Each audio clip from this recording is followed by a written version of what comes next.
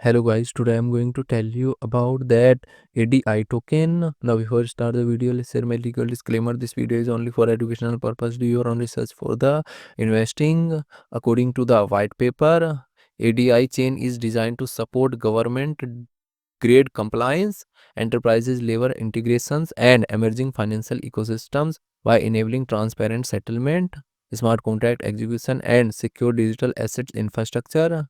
The network is secured by Open Zeppelin and follows a regulatory focus on architectural approach intended for long-term institutional adoption.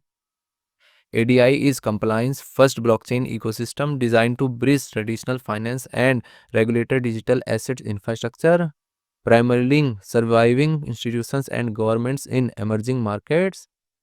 ADI is positioning itself as the backbone for regulated digital economics, leveraging partnerships with BlackRock, Mastercard, and MENA governments to build compliant infrastructure. According to website, its success hinges on balancing scalability with regulatory alignment.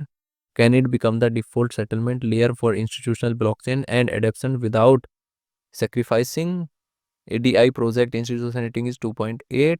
ADI token total supply is 999.99 million and circulating supply is 51.14 million ADI token.